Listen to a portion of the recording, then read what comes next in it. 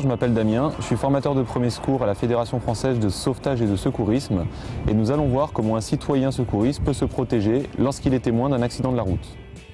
L'accident de la circulation expose le témoin à plusieurs risques, notamment celui d'être percuté par un autre véhicule.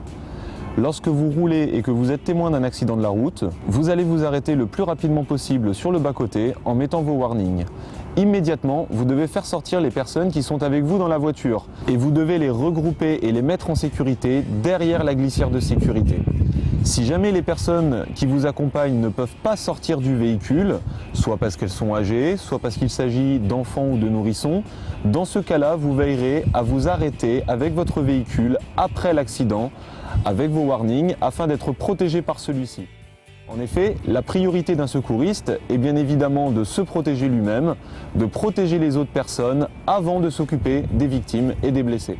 Une fois les personnes de notre véhicule en sécurité, nous allons bien évidemment, avec notre gilet jaune sur le dos, nous rendre à environ 150 mètres du lieu de l'accident afin de signaler aux autres usagers de la route qu'il va falloir ralentir et s'écarter. Et vous allez bien évidemment vous aider du triangle de signalisation. Le triangle de signalisation devra être posé à une distance d'environ 150 mètres du lieu de l'accident, notamment si vous êtes sur une voie rapide. En ville, vous pouvez réduire cette distance à une cinquantaine de mètres. Après avoir sécurisé la zone, le témoin va chercher à immédiatement appeler les secours, à les alerter. Pour cela, il dispose des bornes d'appel orange qui vont permettre, en plus de joindre les secours, d'être directement localisés. Si vous utilisez votre téléphone portable, vous veillerez à mentionner le point kilométrique que vous pourrez trouver sur les bornes blanches et rouges qui sont sur le bord de la route.